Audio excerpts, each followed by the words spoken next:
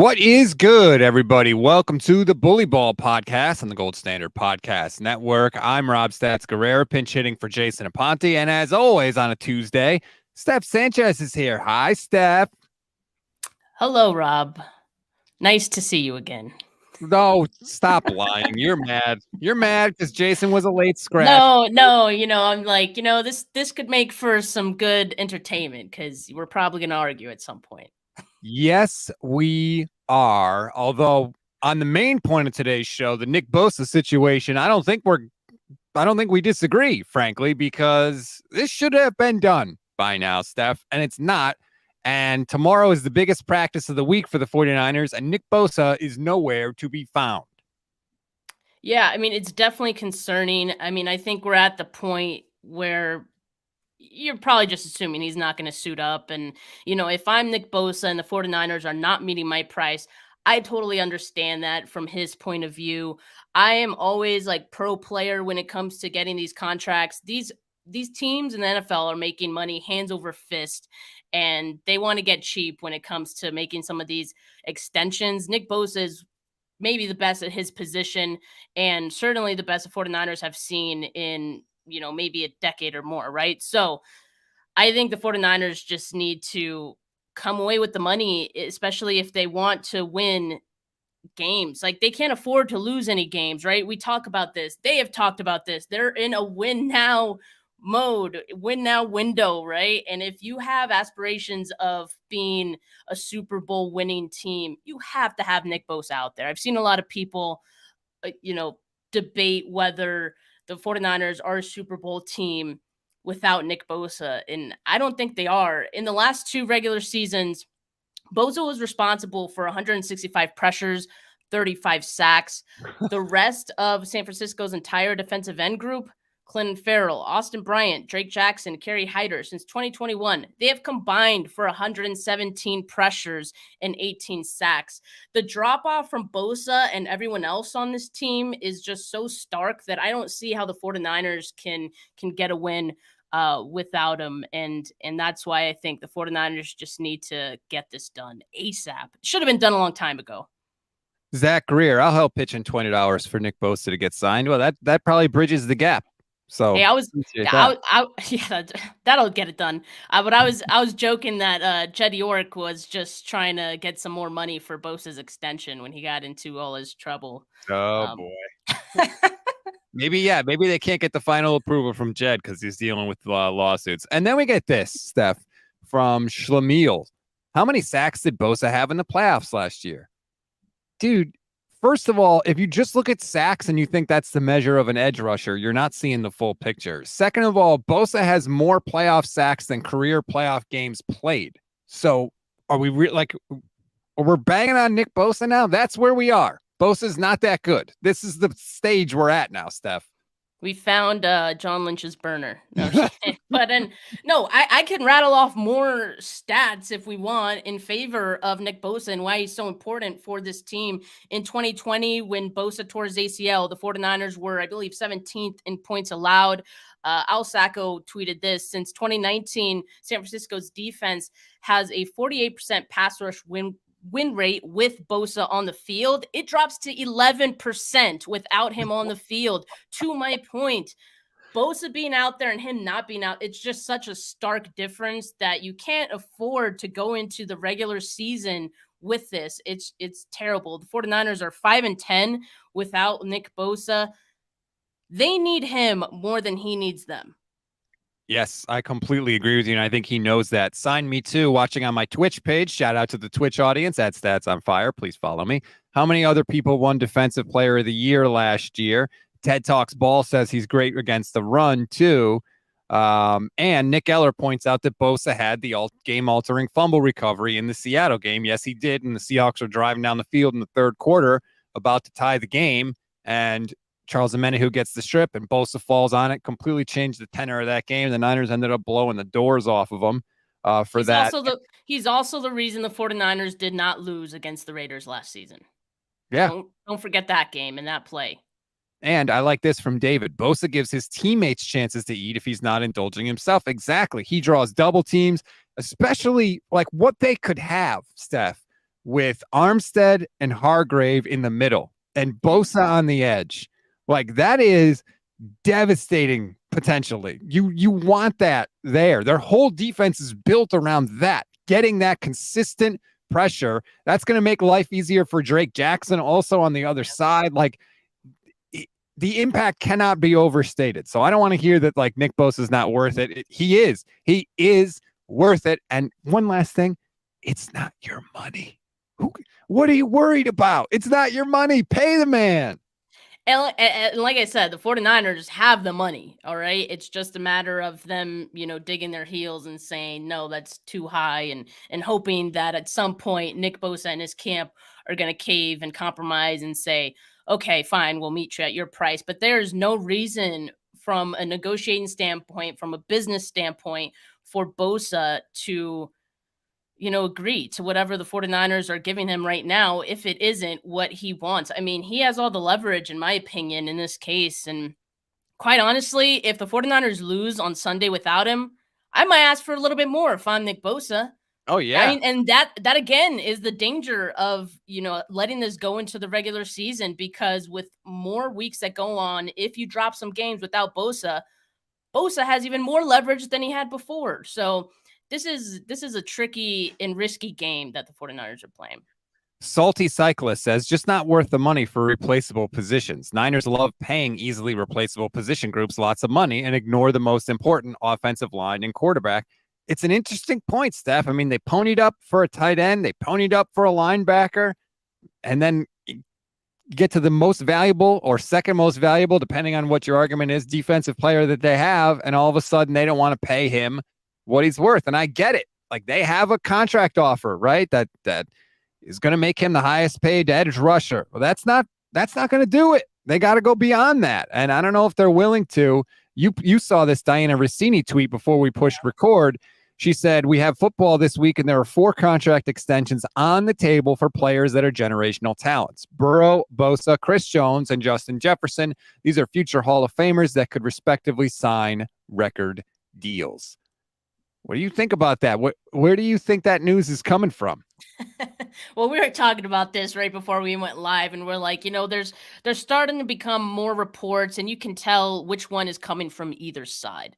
Both sides, John Lynch said that both sides were not going to talk about this deal in public. Well, that just meant they are not going to say anything, but indirectly they're giving or feeding this information to some of the national media who are now putting this stuff out. I remember last week, Ian Rappaport mentioned the 49ers have a substantial deal on the table. Today, Diana Rossini saying this, that there's, record deal on the table for Nick Bosa. And what does that do? Well, it creates, fans going against the player a little bit. And I think that's just part of maybe what the 49ers want to do there, or just to deflect the blame onto the player and not them, because, hey, we made the deal, people. We have this great offer on the table. He's not taking it. It's all his fault. It's not our fault. So they know they're getting a lot of heat about this contract right now. And so that's their way of, I think, deflecting. But I don't think Nick Bosa and his camp are going to flinch at this. I don't think they care if they're being called greedy by, random Twitter users or X users, whatever you want to call them. That's not going to do it. That's not going to move the needle for them. So I think at the end of the day, they're just going to have to see the money. Show me the money. I think that's the only way out of it. Schlemiel's back. I don't want the Niners to blow up the team for one player. The hard cap is a real thing. Here's the thing. You don't have this guy. You have blown up the team. You have blown up your chances to win a Super Bowl. There is no way they win a Super Bowl without Nick Bosa. There's just not. Like, what are you worried about? Ayuk? Ayuk is a wide receiver. Okay, go look at the past drafts of wide receivers. You can replace those guys. The guys you can't replace are the freak edge rushers. Kyle Shanahan said it himself. He's like, I can get wide receivers open. I can't fake it with a pass rusher. You either have it or you don't. And clearly Bosa has it. Obviously the reigning defensive player of the year. So the idea that, you have this sacred roster that you can't ever mess with, so you can't sign Nick Bosa, I just don't think is accurate. And this is the price you pay for drafting really good talent. And yeah, the 49ers have missed on other players, and maybe you guys should be thankful for that, because otherwise they'd have to pay way more people. But Nick Bosa is one of those guys that, they invested a first round pick in. He has lived up to everything, I think, to this point that the 49ers thought he would be, maybe even more. And you have to pay for that. You have to pay for that. So I don't even know what to say. I mean, I think Nick Bosa, like I said, is well within his rights to be asking for what he's asking for. And the 49ers just are going to have to accept that at some point, and ideally before it's too late. This is my question, right? Like, does Jed York care that Bosa's holding out? Because if he does, like, he could pick up the phone and be like, hey, just pay him. I give you permission to sign him to the contract, like whatever it's going to take to get it done. He could easily Kyle make that. could do that too, I'm sure. So, like, what's going on here? Like, I can't believe that when Kyle like calls John into his office and is like, give me the update. And John's like, well, he's asking for this. Kyle's sitting there going, no, don't give it to him. Like, I think that's really, really weird.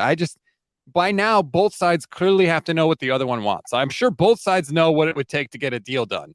And yet neither side is agreeing to it. And so, like, the Niners are saying they're okay with this, essentially. And that's stunning to me. For the people who say the 49ers can't pay everyone, it's absolutely true. I mean, a lot of really good teams at some point reach this, fork in the road where they have to make some really tough decisions. Wouldn't you want Nick Bosa on the team more so than some of the other guys who have maybe been extended already and have enjoyed their extension with this team for some years now? I'm thinking George Kittle. I'm thinking Kyle Juszczyk, guys who have outs in their contract built in for 2024. This is what the 49ers plan for when they create these contracts, and they have outs built into them because they know, hey, we're going to have to pay some other guys somewhere down the line. So let's make sure that we have outs in these contracts. Also, the way that they construct these contracts, they get pretty creative, and it has to do with how much money they're allocating to other areas. Looking at Nick Bosa and looking at the 49ers cap situation, the first 2 years of this deal are going to be pretty low cap hits for the team. And that is because they can't pay everyone. They have to have everyone fit in under the cap, at least for a couple years, right? So then you make those decisions once you cross that bridge. But I think they could absolutely make this work. And in turn, some other guys may have to be let go. I'm okay with that. That's how good I think Nick Bosa is. It is so hard to find an franchise, pass rusher in the league, maybe up there with finding a franchise quarterback.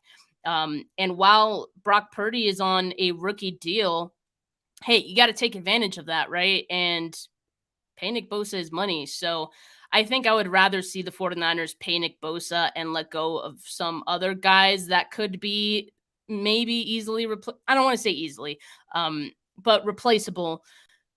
49ers drafted 2 tight ends this year. That's not to back up George Kittle. Sorry, it's just not. I think the eventual goal.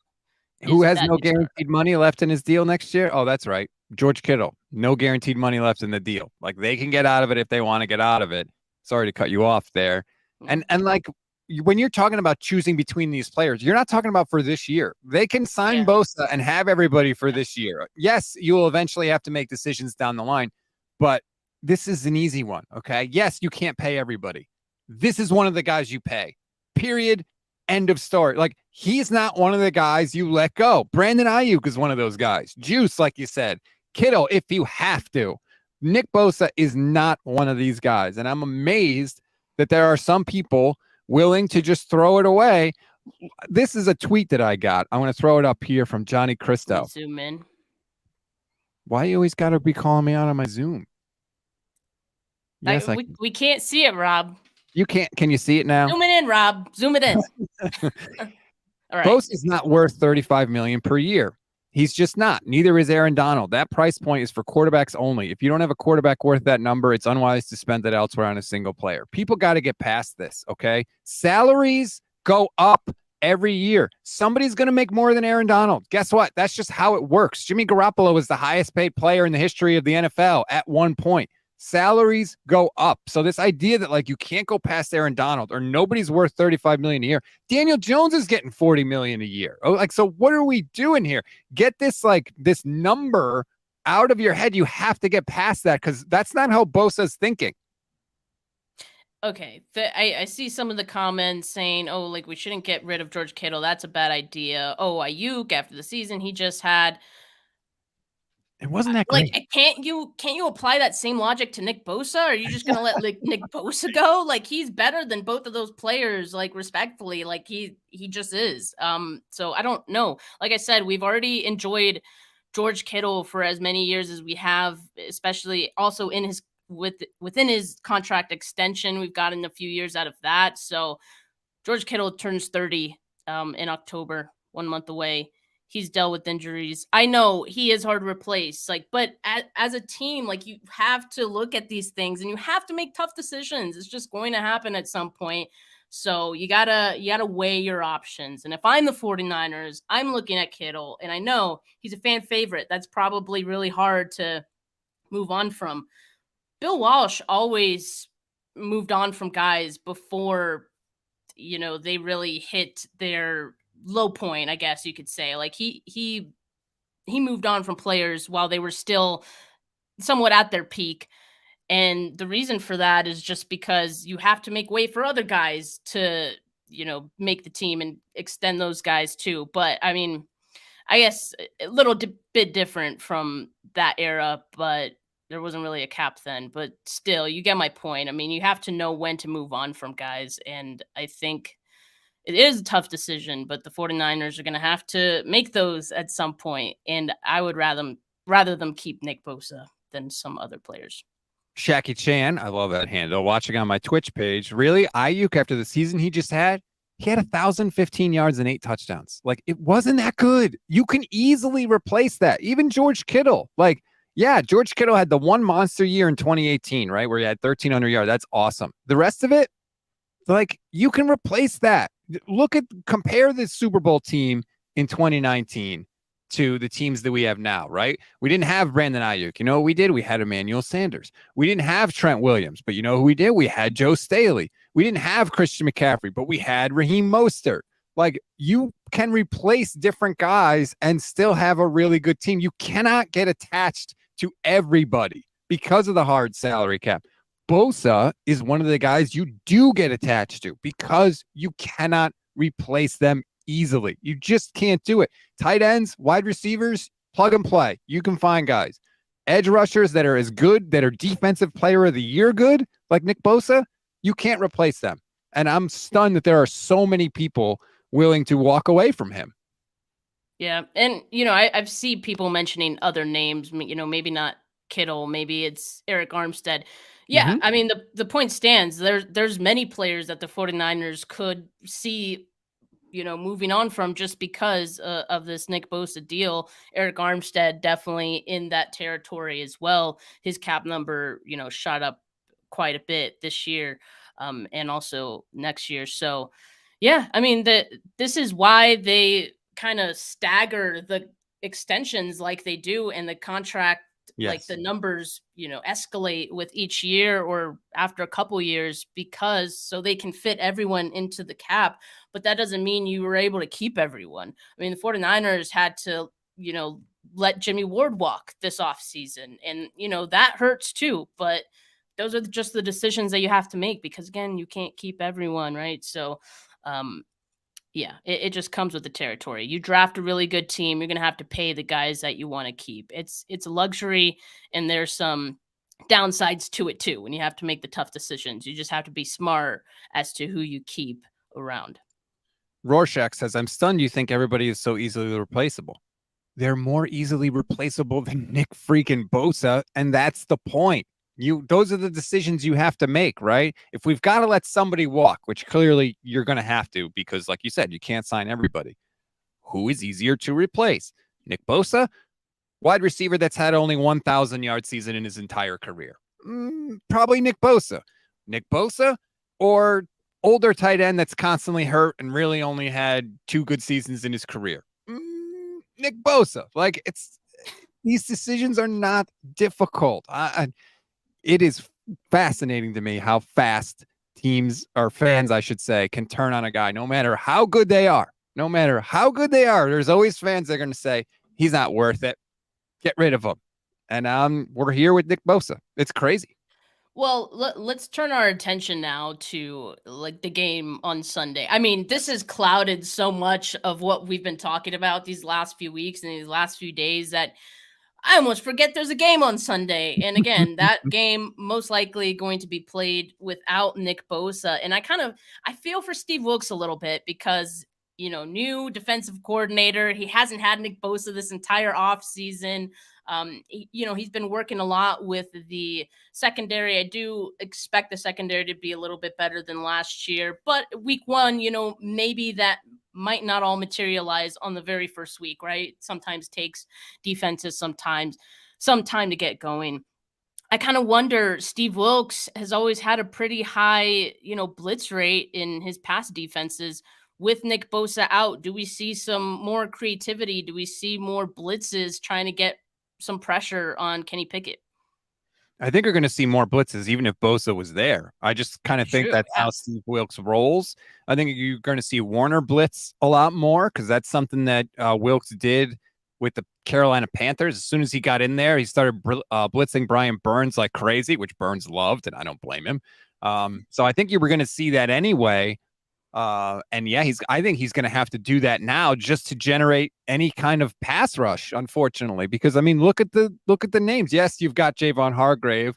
Eric Armstead didn't have a single sack in the regular season last year. And I know he was banged up.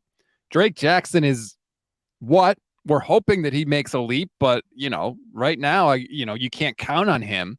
So I think if you're going to get pressure, you're going to have to blitz. And that's a little scary because Steelers have really good wide receivers.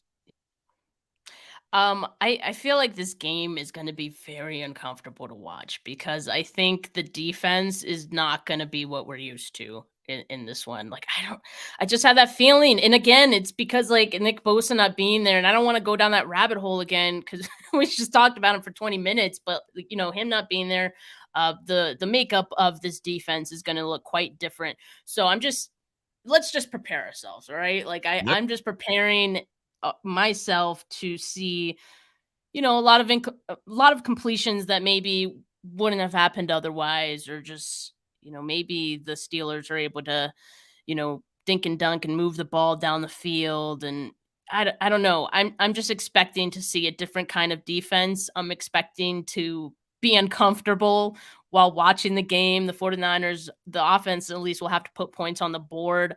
That's not such an easy task either when you have another great pass rusher on the other side and TJ Watt who will line up against Colton McKivitz, the new starter on the offensive line. Look, I'm not really worried about the offensive line because it's mostly returning starters, and they fared pretty well last year, better than we all expected. But Colton McKivitz, I think it's fair to wonder how he'll do against someone as good as TJ Watt. I mean, I think even for good offensive linemen, you might struggle against a TJ Watt, right? So I'm a little nervous about that and what that might look like. I'm sure Kyle Shanahan will probably help out on that side or wherever TJ's lining up.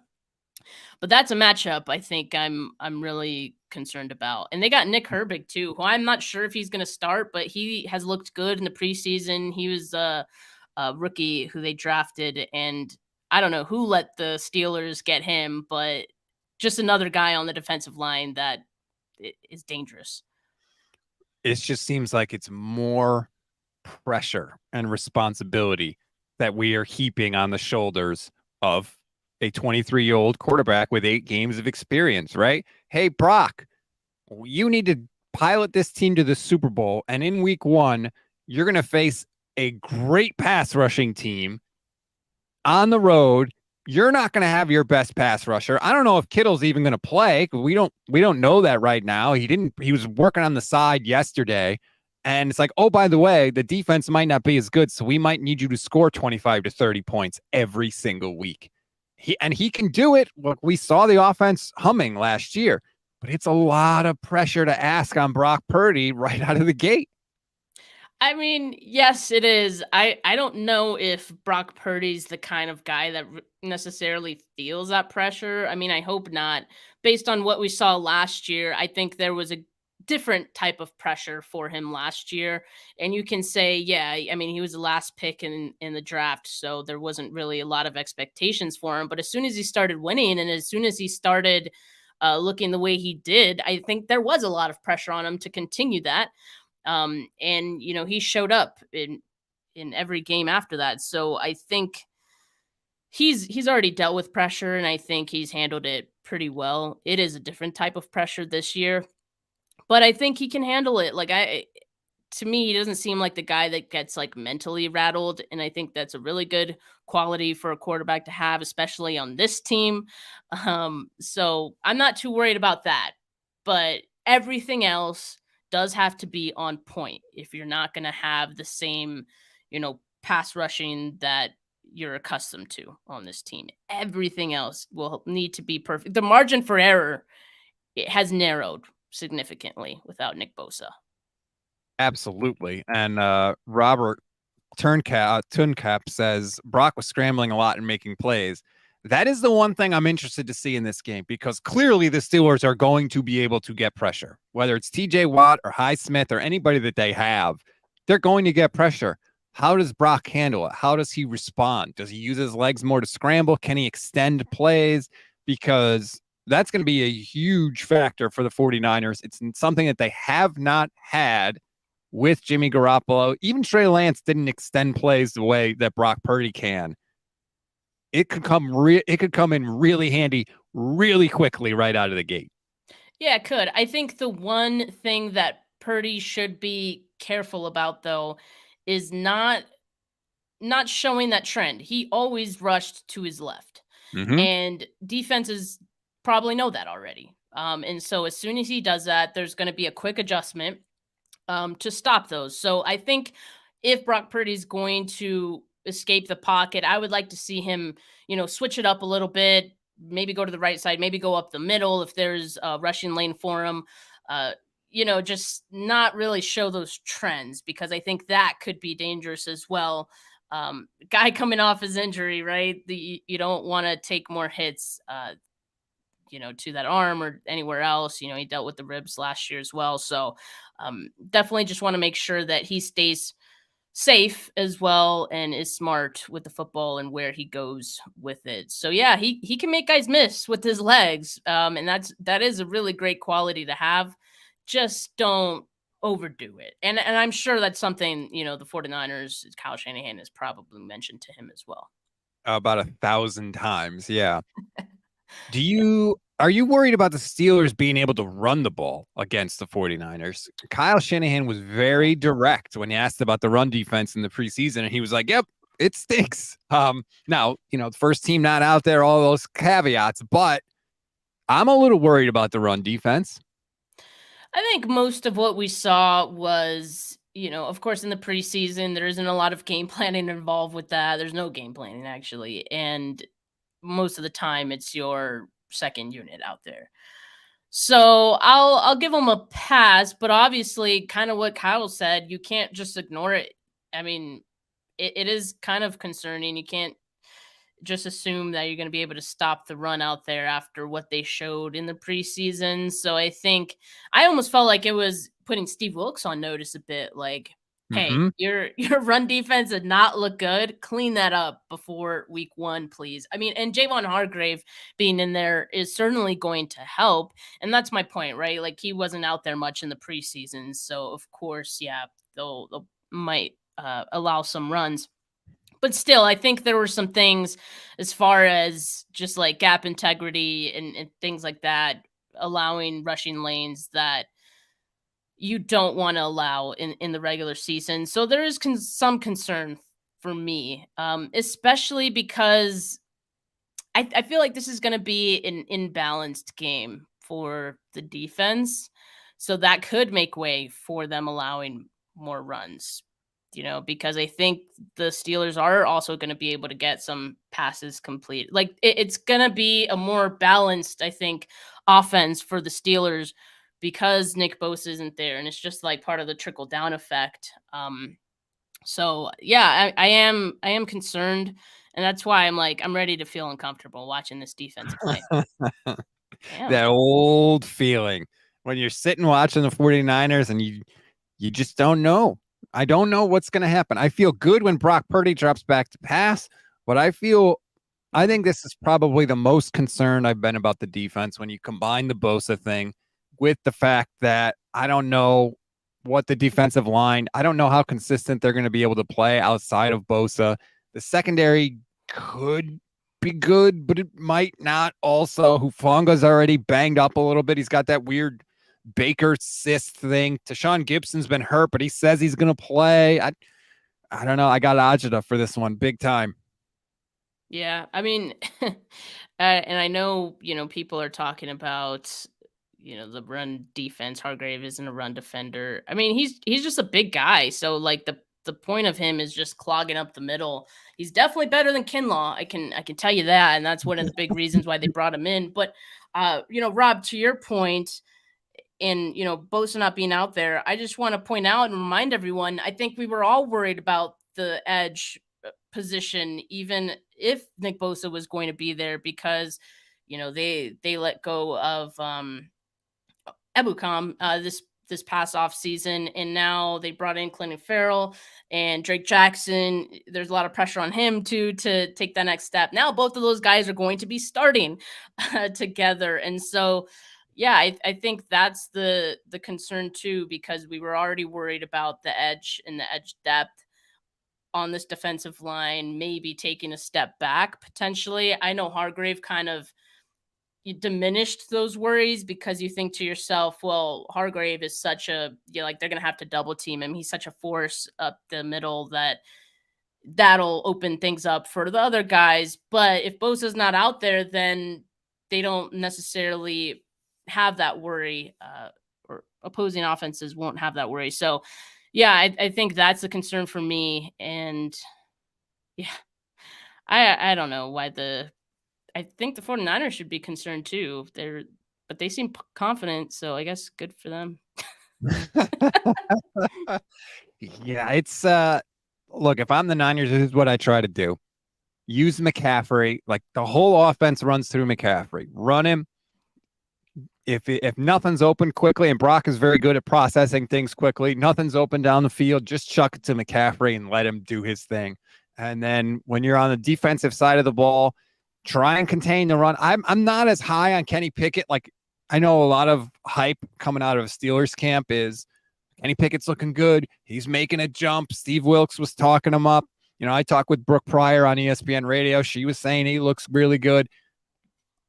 He doesn't put the fear of God into me. Let's just say that. And I look at the other quarterbacks in the 49ers schedule. Kenny Pickett was on the lower end of guys that keep me up at night. So if they can stop the run and force Kenny Pickett to have to throw, that I think is the best path to victory for the 49ers. Yeah, I mean that's fair. I do think Kenny Pickett is probably going to look better than he did last year. I mean, second year in the system, generally when quarterbacks do hit a bit of a stride. And you mentioned it before. They do have good wide receivers to lean on. They have Najee Harris to lean on. So yeah, it's a valid, I think, statement to say he doesn't scare you, but I think you can't overlook that either.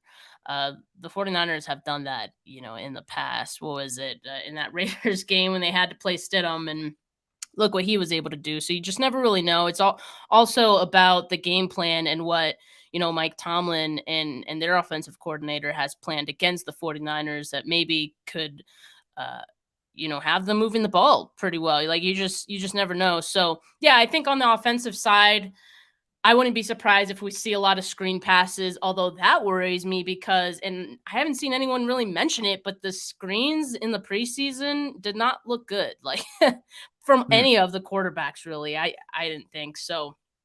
I hope that's something that they clean up before week 1, because I think like the screens are going to come in handy to just kind of neutralize the pass rush a little bit. And yeah, CMC definitely going to want to use Debo. I mean, I'm excited. Let's talk about some good things, right? Like, I'm excited to see Debo in what should be better season for him. Like, he just looks way more in shape. It seems like he's way more focused than he was last year. And so I'm excited to see both him and Christian McCaffrey on the field together, because I think they're capable of being just as big of a threat as each other.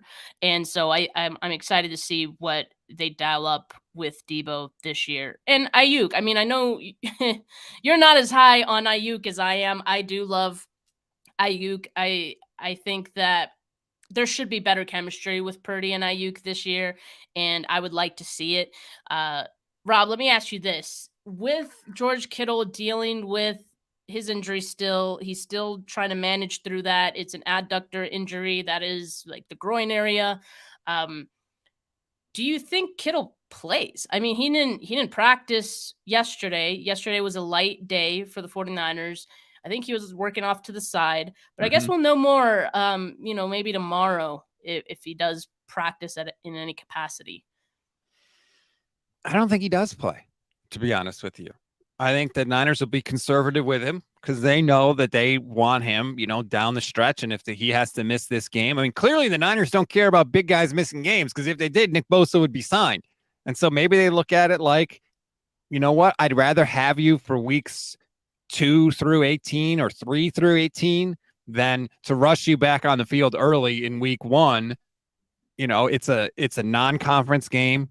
You know, yes, you want to win all the games because you're trying to get the number 1 seed, but you're not going to go undefeated. If this is one of the games you lose, maybe the 49ers say, we're willing to do it. I don't know. But no, I don't think he plays. I really don't. And I'm amazed that he's banged up again with no contact. Like, this friggin' Yeah, preseason. no, it's concerning for sure. It's not a great way to start the season. It seems like this is how Kittles has started the season the last couple years. Maybe I'm crazy, but I remember last year at least there was a lingering camp injury that kind of spilled into the beginning of last year. It was uh, when people talk about Kittle's slow start, a lot of people pointed to that being the reason. I think he even talked about it. Man, I don't know if they can afford another season of Kittle like not being 100% or like close to it. I know no one's really 100% once football starts, but I think that's a concern, because again, there's a huge drop off between Kittle and Charlie Warner or Ross Dwelly, especially in the blocking sense as well. So again, with TJ Watt, you're not going to have the help of George Kittle potentially. We're not saying he's for sure going to be out. We really don't know, but if he isn't, it could be trouble. Absolutely. And we got enough problems. I don't need to add George Kittle on top of it. I did want to get back to one comment, because I said, does Kenny Pickett scare you? And Salty Cyclist said, that's what other teams are saying about That is Brock Purdy, fair. That which is is fair. fair. But at least with Brock, I can say, look, I've got a chunk of games where he had this offense scoring 33 points a game. Whether you think it was him, whether you think it was Kyle, he was in the game and those points were on the board. So at least if I'm a 49er fan, I could say, look at this. When has Kenny Pickett ever done that? And so I agree to say that, like, Brock Purdy may not scare people, but he does have a sample of at least some success, however small it may be. Yeah, I think that's fine to say. I know other teams or other fans like underestimate Brock Purdy, but there's no denying that with him as the starting quarterback, the 49ers offense were rolling. So you can't really ignore that. Yes, Purdy does have limitations. Yes, maybe there is some regression. Maybe there is some adjustments that the defenses make playing against Purdy. We talk about some of the trends. They're going to try to get him avoid him rushing to his left, if he does escape the pocket. So just those little things. There could be some regression, but overall, I think Purdy has the advantage of the pass catchers that he has to work with, right? And so really it's just getting the ball out. And one thing about Brock Purdy is he thinks and reacts very quickly. He's a good processor, and so that gives him a bit of an advantage when he's out there too. Let me ask you this, because I felt like when Jimmy Garoppolo was the quarterback, teams would make him throw. They would say, we're going to load up the box. Well, I'll never forget seeing like 10 of the 11 defenders in the screen before the snap when watching games on television. Clearly, teams were like, we don't think Jimmy's going to beat us. We're not worried about him throwing deep, and that's how we're going to attack it. With Brock, do you think teams are going to say the same thing? Like, hey, we want to force this guy to beat us? I honestly don't know. I'm not saying one way or another. I think they'll try because, like, I think historically, you look at this 49ers offense and the weak spot objectively is a quarterback position. I mean, it's probably the worst player on the field given everyone else. Like, that's just how talented the rest of the group is. But that being said, like, I think there's a huge difference between Brock Purdy and Jimmy Garoppolo. And I think it matters in this case because I feel like teams did try to make Brock throw last year and they did all kinds of things. They tried to put more guys in coverage. They've tried to, blitz him. And at least last year, none of that really phased him much. And he was still able to get the ball quickly. He was able to get it where it needed to go.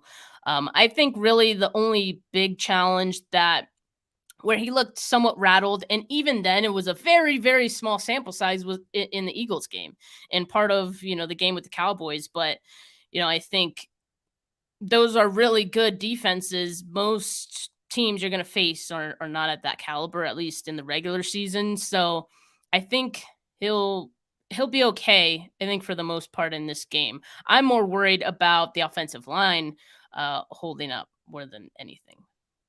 I think Brock looked a little rattled in the beginning of the Seattle playoff game. The first half, to me, he looked not quite on his game. He looked like he was making some throws that were maybe, but look, 22-year-old guy playing in the playoffs, first time, like, it's understandable. I know he's super poised, but like everybody gets nervous once in a while. So I'm going to cut him some slack. Nick Eller asks, who is the X factor in week 1? Pickens, Ayuk, Hufanga. The one thing about Pickens that makes me nervous is he's incredible at making contested catches. So even if you've got Mooney Ward on him and Mooney's right there, like Pickens can just make a play anyway because he's really, really good. The X factor. Oh, I don't know. For the 49ers, I may go Fred Warner. And my thinking there is just if they're going to get pass rush without Bosa, I think it's going to have to come from him. So maybe I go there. That's a good one, actually. I might say the same or Hufanga because I think Hufanga could very well be just as involved in blitzes and creating pressure if he hangs around in the box. That does come with some risks too. I mean, you mentioned Pickens just now. They have Deontay Johnson as well. So those are fair concerns for, guys getting open and, they can go deep as well. So I think can't overlook this team. It's week 1. Like I said, the margin for error for this defense, for this offense, very low right now. So they need to make sure everything is clicking going into this game. Well, let me ask you before we wrap up here. Number 1, do you have a season prediction for the 49ers? And number 2, do you have a prediction for this game? I wish I would have written it. So I had written it down. I had like an episode where I did the prediction. I want to say like my everything, like my blue skies prediction was like 11 wins, I think. And then, my everything goes wrong prediction was like 10 or 9 wins. And that's still not bad, like at all. So I would say 11. Look, at the beginning, I don't think we expected that the Bosa negotiations, the holdout would go this long. So I thought this would be a win. Tough one, but I thought it'd be a win. With Nick Bosa out, like that puts some doubt in me. And it's in Pittsburgh. This is going to be a tough game. It could be a defensive battle for the offense playing against the Steelers defense. So I'm going to say that the 49ers probably drop this one. Without Bosa, I'm nervous. I had it as a win, but I was assuming that Bosa was there. Without Bosa, there's a lot of just stuff floating around with this team that I don't love right now. I guess I'll stick with it because that was my prediction, but I would not be shocked at all if the Niners open the season 0-1. Kyle Shanahan falls to 2-5 in week 1 in his career. So frustrating. Anyway, that's going to do it for this edition of the show. Steph, thanks for letting me pinch hit for Jason. Always appreciate it. I don't think we argued too much, which is kind of a change didn't for us. actually. Yeah. And I'm going to be a guest on your channel as well, right? 49 Carats. Every Thursday. We still got to nail down a time, so we'll do that. But every Thursday, Rob is going to be joining me on my channel, 49 Carats Podcast. And later today, actually, I have Matt Barrows on the show, so make sure you guys all tune into that. Boom. Like and subscribe to the 49 Carats YouTube channel and to the Gold Standard YouTube channel. Plenty of Niners love to go around. Enjoy the rest of your Tuesday, everybody. Peace.